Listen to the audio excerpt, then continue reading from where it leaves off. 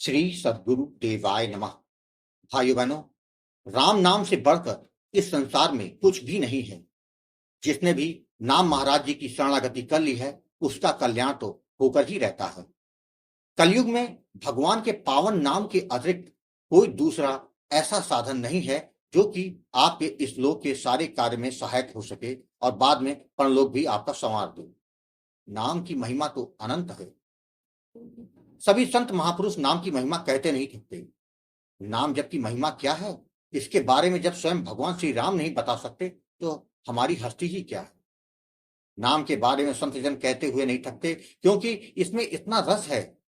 जिसको इसका नशा हो जाए उसको फिर किसी और नशे की जरूरत ही नहीं पड़ती। नाम जापक का लोक और परलोक दोनों समझ जाता है। यही एक ऐसी पूंजी है जो जीव के साथ जाती है, बाकी सभी कुछ यही रह जाता है। तभी तो कहा जाता है, कलयुग केवल नाम आधारा। नाम की शरण में रहने वाला जीव कभी परेशान नहीं हो सकता। आज आपको ऐसी ही कथा सुनाने जा रहा हूं जो कि असम से सुमन जी ने भेजी है। उनका कहना है कि नाम ने उनकी सारी समस्याएं ही खत्म कर दी। इस कथा को जानने के लिए इस वीडियो को आखिर तक अवश्य देखिएगा। इसके साथ ही यदि आप राधा नाम की महिमा, बांके बिहारी जी की कृपा और वृंदावन से जुड़ी सत्य कथा का आनंद लेना चाहते हैं तो हमारे दूसरे चैनल अच्युत प्रभात को जरूर देखें। गुरु जी, मेरा नाम सुमन है। मैं असम की रहने वाली हूँ। मैं आपके श्री चरणों में कोटि कोटि प्रणाम करती हूँ। सच में गुरु जी, सीताराम नाम से बहुत कुछ है। जिसने सीताराम नाम का सहारा ले लिया उन्हें किसी अन्य सहारे की जरूरत ही नहीं पड़ती। मैं कभी सोच भी नहीं पा सकती थी कि सीताराम नाम की शक्ति ने मुझे 16 साल पहले की गई गलती को हमारे सामने लाके खड़ा कर दिया। मैं जब भी इस बात को सोचती हूँ तो मुझे रोना आ जाता है। प्रभु के नाम ने मुझे याद दिला दिया कि 16 साल पहले मैंने क्या गलती की थी, जिसके बाद आज मेरा जीवन पूरी तरह से संवर गया है। अभी मैं अपना अनुभव बता रही हूँ गुरु जी। आज से 16 साल पहले मैं जिससे प्रेम करती थी उसके साथ भागकर मैंने विवाह कर लिया। उम्र के उस पड़ाव में मुझे सही गलत की कोई समझ नहीं थी, इसलिए मुझसे बहुत बड़ी गलती हो गई। उस समय मेरी सासू माँ के देहांत के मात्र 5 महीने ही हुए थे। मेरे पति, जो कि बड़े बेटा होने के नाते वह बरसी तक जो भी नियमों का पालन करना था वो कर रहे थे, लेकिन ये मुझे पता नहीं था कि हिंदू रीति रिवाज के अनुसार एक मरे हुए व्यक्ति को का श्राद्ध से लेकर बरसी तक का क्या महत्व दिया जाता है।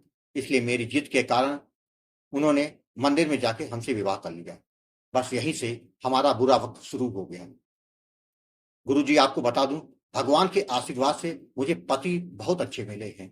मेरे पति मुझसे बहुत प्रेम करते हैं और मेरा बहुत ख्याल रखते हैं, लेकिन मेरी जिंदगी बहुत दुख भरी है। गुरु जी, जिंदगी में इतना दुख था कि क्या बताएं आपको। अच्छे घर में रहने के लिए, अच्छे अच्छे कपड़े पहनने के लिए, अच्छा खाना खाने के लिए, कहीं घूमने के लिए, हर तरह की खुशी के लिए हम तरसने लगे थे। गुरु जी, पैसे की कमी इतनी थी कि एक दिन तो ऐसा भी आया जिस दिन को जीवन में कभी नहीं भूल पाऊंगी। मैं 20 रुपए की खातिर पड़ोस के 5 घरों में गई, लेकिन 20 रुपए मुझे कहीं से नहीं मिले। हर किसी ने कहा कि मेरे पास नहीं है। उस दिन घर आकर मैं बहुत रोई थी।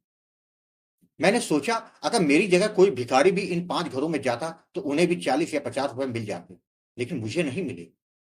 ऐसे ही दिन, महीना और साल गुजरते जा रहे थे। अभी मेरी 2 बेटी है, एक 15 वर्ष की, एक 5 वर्ष की। उन दोनों बेटियों की छोटी छोटी खुशियां और इच्छाएं पूरी करते करते कब अपनी इच्छाएं मिट गई पता ही नहीं चला। देखते देखते जब मेरी बेटी 10 वर्ष की हुई तो फिर से मेरे ऊपर दुख के बादल मंडराने लगे, क्योंकि मेरी बेटी हर रोज एक नई बीमारी से पीड़ित हो रहने लगी। उसके शरीर में बहुत ज्यादा कमजोरी आने लगी। फिर 2 से 3 साल तक उसके पैरों की दर्द के कारण उसकी पढ़ाई नहीं हो पा रही थी। रात रात भर हम जागते रहते थे। गुरुजी, मैं एक बात बोलना चाहूंगी कि मैं हनुमान जी की भक्त हूँ। गुरुजी, हनुमान बाबा को तो मैंने अपने मन में ही बसा लिया है, लेकिन श्री राम जी को मैं कभी अपने मन में नहीं बसा पाई। मैं हर रोज हनुमान जी के आगे दिया जलाकर रोते हुए प्रार्थना करती थी कि प्रभु, मेरे नसीब में क्या लिखा है ये तो मुझे पता नहीं, लेकिन प्रभु, मैं सब कुछ सह सकती हूँ, लेकिन मेरी बेटी की हालत में कोई बदलाव नहीं आया। बस आप मेरी बेटी को ठीक कर दो। प्रभु मुझे और कुछ नहीं चाहिए। ऐसे ही मैं रोज प्रभु के सामने प्रार्थना करके रोती रहती थी। मैंने हनुमान जी के सामने 21 दिन का संकल्प भी लिया था, लेकिन बीच में एक कारण से मेरा संकल्प पूरा ना हो पाया। फिर 11 दिन का संकल्प लिया। उसी संकल्प के 7 दिन बाद एक दिन में मैं सो रही थी, तभी मेरे सपने में हनुमान बाबा को मैंने देखा। हनुमान बाबा के आगे जो गदा होती है, वह गदा मेरी ओर दिखाई देने लगी। जैसे वह गदा मेरी ओर दिखी, वहां से तेज रोशनी आने लगी। इतनी तेज रोशनी थी कि उस रोशनी के कारण मेरी नींद खुल गई। फिर 2 से 3 दिन के बाद मोबाइल में गोकुल भवन अयोध्या चैनल का वीडियो मेरे सामने आया और मैंने चैनल के कई वीडियो देखे। वहीं से मैं राम नाम के प्रताप के बारे में जानने लगी, जिसके बाद मुझे अनुभव हुआ कि सपने में गदा से जो रोशनी आई थी, वो हनुमान जी ने मुझे सीताराम नाम का दान दिया। सितंबर माह 2023 में मैं सीताराम नाम का जाप करने लगी, लेकिन कोई नियम से नहीं चल रही थी। लहसुन प्याज सब कुछ खाती थी, मुझे कोई नियम भी पता नहीं थे। ऐसे ही 4 महीने बीत गए, लेकिन जीवन में कोई बदलाव नहीं हुआ। मैंने कभी हार नहीं मानी और एक दिन गुरुजी आपसे सीताराम नाम का दान लिया और जप की विधि तथा सावधानी के बारे में जानकारी, जिसके बाद फरवरी 2024 से आपके बताए अनुसार नाम जप करना शुरू कर दिया। जिसके बाद से नाम महाराज जी की कृपा मुझको मिलने लगी। प्रभु ने मेरी प्रकार भी सुनी। एक दिन मेरे भाई, जो कि मेरे बड़े पापा के लड़के हैं, वो हमारे दुख में हमेशा खड़े रहते हैं। सभी लोगों ने साथ छोड़ दिया, लेकिन मेरे भाई ने हमेशा मेरा साथ दिया। वह मेरे बड़े भाई भी थे और मेरे पति के बचपन के मित्र भी हैं।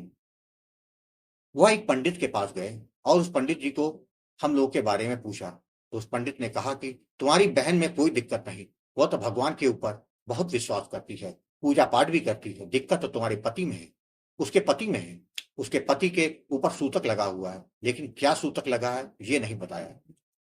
भाई ने हमें यह बात बताई, लेकिन हमने उनकी बातों को इग्नोर कर दिया। मेरा नाम जब चलता रहा। उसी भाई ने सपने में एक दिन देखा कि वो और भाभी ट्रेन से जा रहे थे। जाते जाते स्टेशन पर ट्रेन रुकी और ट्रेन से भाभी उतरी और गायब हो गई। भाई ने भाभी को ढूंढते ढूंढते काफी आगे बढ़ने लगे और वो एक जंगल की ओर बढ़ने लगे। जंगल में जो देखा वह देखकर वो भय से थोड़ा डरने लगे। उस जंगल में बहुत सारे साधु लोग तपस्या कर रहे थे। उन साधुओं के दाढ़ी और बाल बहुत ज्यादा लंबे थे। वह लोग सिर नीचे और पैर ऊपर करके तपस्या कर रहे थे। भाई आगे बढ़ने लगे। थोड़ी ही दूर जाने के बाद एक बड़े पेड़ के नीचे एक साधु, जो कि पैर ऊपर और सर नीचे करके तपस्या कर रहे थे, भाई उसी साधु के पास गए और डरते डरते हमारे बारे में कहा कि भाई ने पूछा, मेरा एक बचपन का दोस्त है, वो जिंदगी में बहुत मेहनत करता है, लेकिन लागत के हिसाब से उसे कोई फायदा नहीं मिल रहा। ऐसा क्यों हो रहा है बाबा? साधु ने जो कहा उसे सुनकर तो मेरे भी रोंगटे खड़े हो गए। साधु ने कहा, तुम्हारे दोस्त के ऊपर पितृ दोष लगा है। उसने तो आज तक अपनी माँ की बरसी भी नहीं की, और जब तक वो अपनी माँ की बरसी नहीं करेगा और पितृ तब तक खुश नहीं होंगे, तब तक उसके जीवन में कोई सुधार भी नहीं हो पाएगा। सुबह जब भाई ने हमें फोन करके ये सारी बात बताई तो हमारे भी रोंगटे खड़े हो गए। गुरुजी, ये सीताराम नाम की महिमा नहीं तो क्या है? गुरुजी, 16 सालों से मुझे कभी इस गलती के बारे में पता नहीं चला, लेकिन सीताराम नाम जब से 3 से 4 महीने में हमको हमारी गलती का एहसास हो गया और प्रभु की कृपा से इसी पितृपक्ष में जो नियम का पालन करना था वो सब हमने किया। पिंडदान भी किए। गुरुजी, 1 से 2 सप्ताह में ही मेरी छोटी छोटी जो भी इच्छाएं थी वो सब पूरी होने लगी। अभी हम बहुत खुश हैं। मेरी बड़ी बेटी भी पूरी तरह से स्वस्थ हो चुकी है। शरीर में कोई बीमारी नहीं, पैरों के दर्द बिल्कुल ठीक हो गए हैं। गुरुजी, यह सब आपके दिए हुए सीताराम नाम के जप का ही तो फल है, वरना हमको अपनी गलती का एहसास नहीं होता और जिंदगी भर हम दुखी रहते हैं। गुरुजी, आपको कोटि कोटि प्रणाम करती हूँ। गुरुजी, आप सच में बहुत अच्छा कार्य कर रहे हैं, जिससे लोगों के जीवन में उजाला हो रहा है। गुरुजी, आप ऐसे ही सभी का मार्गदर्शन करते रहिएगा।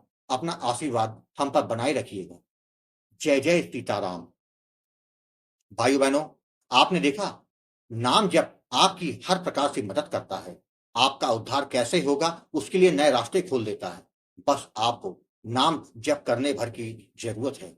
विश्वास और भाव से किया गया नाम जप हमेशा फलदायी रहता है।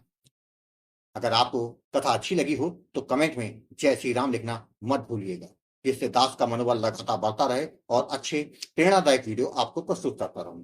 आपसे निवेदन है, अगर आपके पास भी राम नाम का अनुभव हो तो उसको मेरे ईमेल या व्हाट्सएप पे भेज सकते हैं, जिस पर वीडियो बनाकर अपने चैनल में अवश्य प्रस्तुत करूंगा।